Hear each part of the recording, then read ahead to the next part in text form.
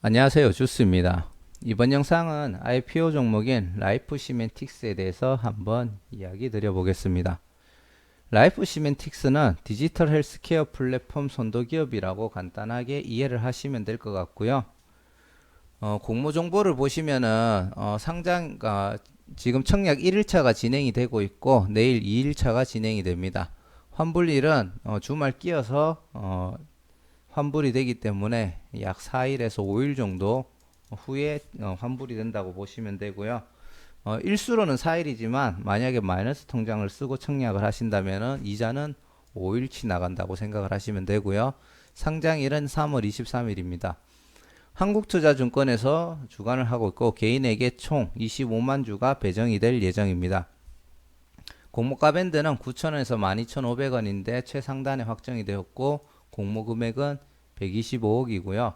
환매 청구권과 구주 매출은 없습니다.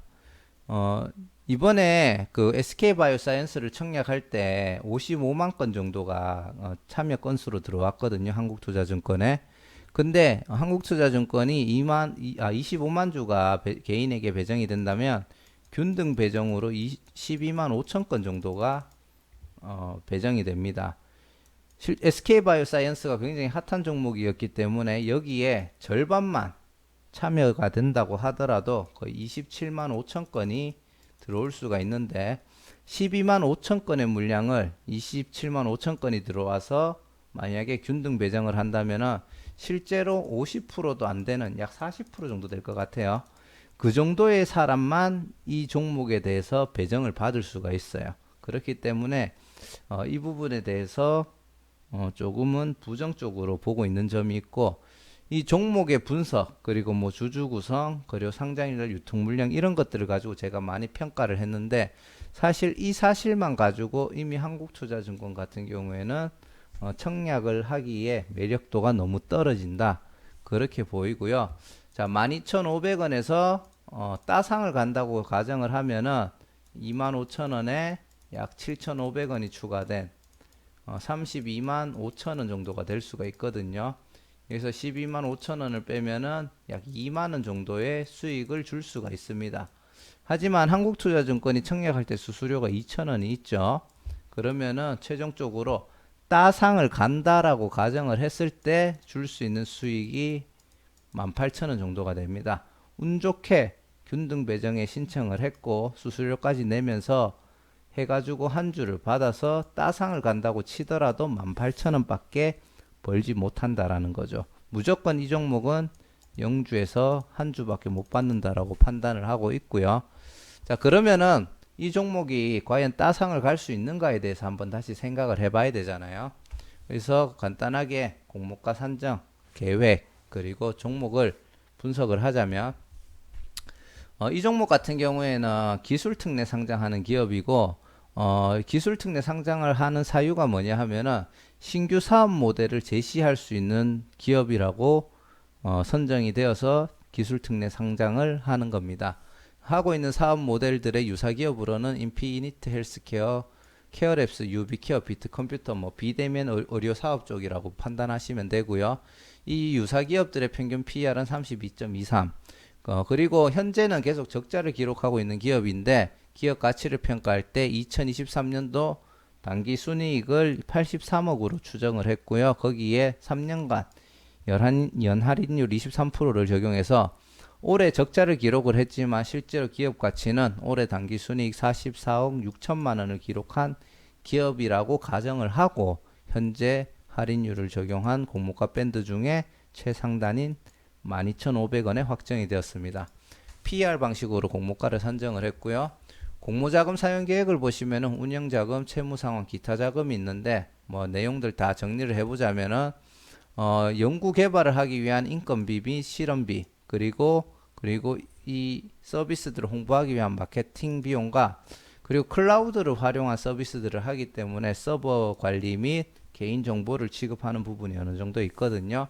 그래서 그런 쪽에 있어서 보안을 강화하는 쪽에 자금이 대부분 사용이 됩니다. 그리고 일부 금액은 빚을 갚는 데 사용할 예정이고요. 자, 업종을 간단하게 이야기를 드리자면 아까 앞에서 얘기 드렸는 게 디지털 헬스케어 플랫폼 선두기업이라고 이야기를 했잖아요. 그럼 디지털 헬스케어가 뭐냐? 이거를 이해를 해야 되는데 라이프 시멘틱스가 하고 있는 분야가 이 디지털 헬스, 디지털 치료제, 비대면 진료, 의료 마이 데이터 이런 쪽에 이제 사업을 하고 있습니다. 용어 자체가 약간 생소한 부분도 있죠. 이런 부분 쪽에 사업이 과거에도 잘 될 수 있을 거라고 예상을 했지만 우리나라에서 이제 법적으로 규제를 하고 있는 부분이 일부 있다 보니까 시장이 크게 성장을 못했고 최근에 법이 이런 규제가 많이 개선이 되면서 이제 신규 사업 분야에서 성장할 수 있는 기반들이 많이 마련되었고 거기에 대한 스타트 기업으로 라이프 시멘틱스가 선정이 되면서 이번에 기술 특례 상장을 하게 되었다. 그렇게 생각하시면 될 것 같습니다.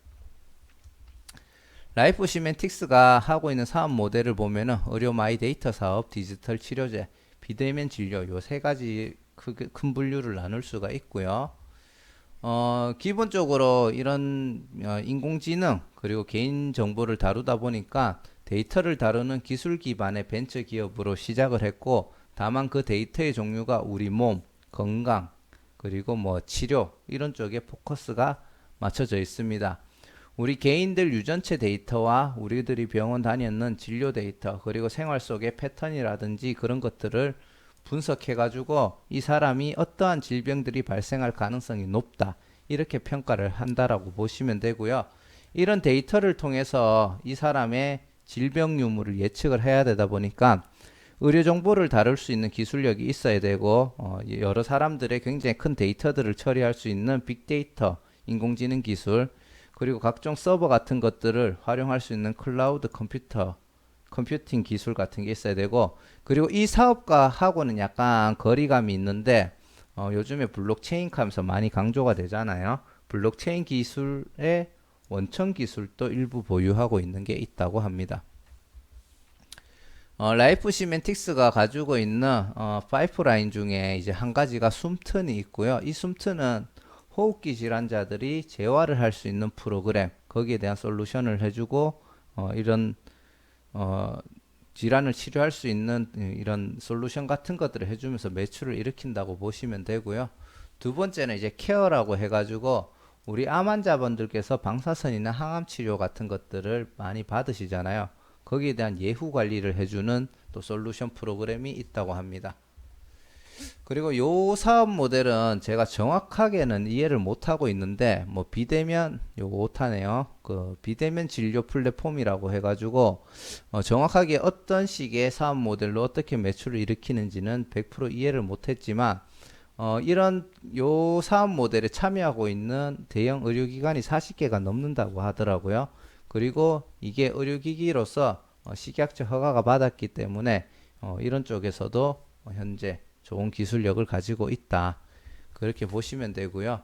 이런 사업들을 하면서 현재 약간 파트너, 계약 관계를 맺고 있는 기업들이 어디가 있는지를 한번 보자면 하나생명이 있고요. 실제로 라이프 시멘틱스가 성장하는데 스타트가 되어준 기업이 하나생명이라고 합니다.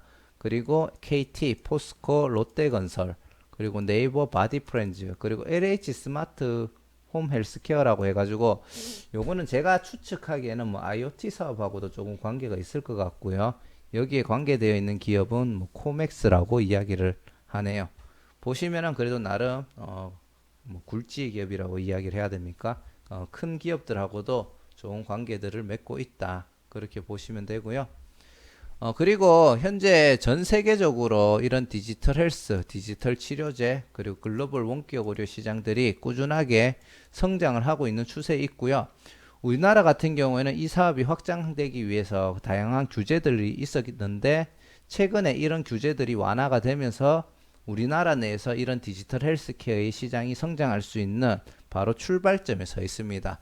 그 상황에서 라이프 시멘틱스가 신규 상장을 하고 스타트 기업이 되기 때문에 나름 유리한 점이 있다라고 생각을 하고요. 현재 하고 있는 이런 사업들 외에도 향후에 뭐 질환을 예측하는 것, 이제 암경험자와 의료인들이 이제 솔루션들을 만들어가는 이런 플랫폼 사업, 그리고 이제 산업보건 쪽에서 이제 질병 위험도를 예측하는 사업, 이런 것들을 향후에 이제 점점 확장해 나갈 예정이고요. 이런 것들을 확장을 통해서 이제 B2B 쪽으로 기업과 기업 간의 매출을 좀 더 증대를 시키고 향후에는 이제 마이 의료 데이터라고 해가지고 B2C 쪽으로도 점점 사업을 확장해서 매출을 일으킬 생각입니다. 아까 앞에서도 얘기 드렸듯이 기술 특례 상장 기업이고요. 그렇다 보니까 매출이 조금 저조한 편이고 영업이익이라든지 당기 순이익은 계속 적자를 기록하고 있는 중입니다. 자, 주주 구성을 보시면은 일단 최대 주주는 요 회사의 대표자분께서 거의 38% 정도의 지분을 가지게 될 거고요. 그리고 특수관계인도 일부 지분을 가지게 됩니다. 여기서 조금 주의해야 될 점은 뭐냐 하면은 상장일 날 유통 물량이 조금 많은 점이 있고요. 그리고 우리가 보통 공모주 신주 발행을 했을 때 그 유통 공모되는 물량의 비율이 약 20% 이상 정도는 나오거든요. 근데 이번에 신규 상장하는 라이프 시멘틱스는 공모의 전체 주식 비율이 10% 정도밖에 되지 않습니다. 이 같은 경우에는 많은 주식수를 발행하면은 약간 본인들이 경영권 방어를 한다든지 이런 지분율이 거기에 맞춰서 떨어질 수밖에 없기 때문에 그런 것들을 조금 신경을 쓴 결과가 아닌가라고 생각을 하고요. 그리고 요 앞에서 보시는 게 이것도 더 나을 거예요. 1개월 차 때 보호예수 1개월 차 때 풀리는 기존 주주의 물량이 10% 이상이 되기 때문에 조금 부담스럽다. 그렇게 판단하시면 될 것 같습니다. 상장 후 추가 가능한 물량으로는 공모가 12,500원 대비 37%에 해당하는 금액 그리고 73%에 해당하는 금액으로 보통주 전환이 가능하고 이미 상장 직후에 전환이 가능한 물량들이 존재를 합니다. 그래서 상장 직후부터 소량씩 꾸준히 보통주로 전환될 가능성이 있고 전체 물량의 7.93%에 해당하는 물량이 꾸준하게 나올 수 있다라는 것은 향후에 주가가 상승하는 데 있어서 어느 정도는 안 좋은 영향을 미칠 수가 있다라고 그렇게 생각을 하고 있고요. 장외 거래가를 보시면은 공모가 12,500원이 12,500원 기준으로 시가총액이 1,222억, 장외가 기준으로 약 2,200억 정도가 됩니다. 상장일 날 기관들의 의무 보유 확약 물량은 없다라고 가정을 하고 유통 물량은 460만 주, 전체 물량의 47% 정도에 해당하고 상장일 날 유통 가능한 물량의 총 금액은 약 583억 정도가 될 것으로 판단이 됩니다. 2023년도 추정 순이익을 83억으로 잡았고 아까 얘기 드렸던 연할인율 23%를 적용한 올해 이 기업의 가치는 단기 순이익률 44억 6천만 원 정도를 기록하는 기업이라고 판단을 했고요. 이 판단 기준을 근거로 PER을 계산을 해보면 공모가 기준으로 27.4, 장외가 기준으로는 49.33이 됩니다. 공모가를 산정할 때 비교했던 유사 기업들의 평균이 32.23이라는 점을 감안해보고 현재 이 가치가 맞다라고 판단을 할지 아니면 오버가 됐다라고 판단을 할지 아니면은 저거는 저평가라고 판단할지는 개인에게 맡기고 그 기준으로 현재의 이 PER이 적정한지 아닌지를 판단하시면 될 것 같습니다. 자, 수요 예측을 보시면은 약 1402대 1로 굉장히 그래도 괜찮은 정도의 경쟁률을 기록했다고 보고요. 의무 보유 확약 비율이 약 3.69%가 있는데 최근의 추세를 보면은 이때 당시에 나온 비율의 3배에서 4배 정도로 최종 결론이 나는 케이스가 많은 것 같더라고요. 그래서 만약에 여기서 4배가 정도가 된다고 가정을 하고 상장일날 유통 물량을 다시 한 번 더 계산을 해보자면 14.76% 전체 물량의 11만 700주 정도가 의무 보유 확약으로 묶일 수 있다고 가정을 할 수가 있고요. 그러면 전체 물량이 유통 가능한 물량이 450만 주 정도가 되고 이거는 총 주식 수의 약 46%에 해당하는 금액 그리고 상장일 날 유통 가능한 물량의 총 금액은 469억으로 떨어질 수가 있습니다. 사실 수요 예측 결과가 이렇게까지 올라가면 조금 더 큰 폭으로 떨어져야 되는데 아까 앞에서 얘기 드렸듯이 요번에 공모로 나오는 주식의 총 물량이 10.23% 밖에 되지 않고 그 중에 기관은 7.67% 정도밖에 되지 않습니다. 여기서 14% 정도 물량이 빠지더라도 그거는 수량이 미미하기 때문에 사실 큰 영향을 미치지 못한다라고 판단하시면 되고요. 자, 최종적으로 청약 유무 및 전략을 얘기 드리자면 제가 이때까지 분석해왔던 종목들하고는 조금 다른 관점에서 청약을 해야 되겠다 말아야 되겠다를 결정을 지었습니다. 간단하게 기업을 다시 한번 더 체크하자면 새로운 사업 모델을 제시하는 기술특례 상장 기업으로 나름 매력이 있다라고 생각을 하고요. 인공지능과 헬스케어를 접목시킨 플랫폼 사업으로 성장을 한다면 충분히 성장 가능성도 있다라고 판단을 합니다. 하지만 이 종목에 대해서 기업 설명 영상을 보시다 보면은 약간 이미 상장을 했던 기업들하고 유사하다라는 느낌을 좀 받거든요. 특정 질병 분야에 포커스가 맞춰져 있긴 하지만 암 쪽에서도 이 사람이 이런 약하고 이렇게 섞어가지고 치료제를 만들면 효과가 있겠다 이런 것들은 약간 인공지능으로 접근할 수 있는 기업들도 있었고요. 그리고 약간 분야는 다르지만 뷰노 같은 경우에도 인공지능을 활용해서 이 사람이 질병이 있는지 없는지 혹은 심장마비가 올 수 있는지 없는지를 솔루션 해줄 수 있는 기업이라고 판정이 되고 신규 상장을 진행을 했죠. 그래서 다양한 회사들의 그런 인공지능 관련된 업종들을 섞어가지고 기술 특례 상장을 한다라고 그렇게 판단이 됩니다. 그리고 아까 전에 제가 시작하자마자 강조했던 SK바이오사이언스 한국투자 청약 여기 또 타네요. 청약 건수가 55만 건. 라이프 시멘틱스의 균등 배정 주식수가 12만 5천 건이기 때문에 절반 이상이 영주가 됩니다. 그래서 청약 수수료 2,000원 부담스럽고 이게 실패하면 2,000원은 그냥 날아가는 거예요. 근데 운 좋게 내가 한 주를 배정을 받았고 그게 진짜 운 좋게 또 따상까지 간다고 해도 18,000원 정도밖에 못 벌고요. 실제로는 따상을 가기는 힘든 조건이라고 판단이 되고 수익을 주더라도 사실 크게 큰 재미 잘해봤자 커피값 정도 벌 수 있는 정도가 아닐까. 균등 배정 기준으로 얘기를 드리는 거예요. 균등 배정을 신청했을 때는 그 정도 잘 돼봐야 커피값 정도 벌 수 있지 않을까 그렇게 추측을 하고 있습니다. 상장일날 유통 물량도 많고 기간 경쟁률이 좋기는 하나 의무 보유 확약 신청 비율이 저조하기 때문에 이거는 사실 그렇게 긍정적인 흐름으로 분석하기는 조금 힘들 것 같고요.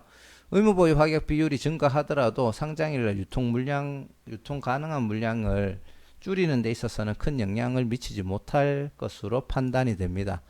한 주를 받기 위해서 수수료를 부담하고 청약을 했는데 올라갈 수 있는 폭도 애매하다면은 굳이 청약을 해야 하는가라는 생각을 하고요.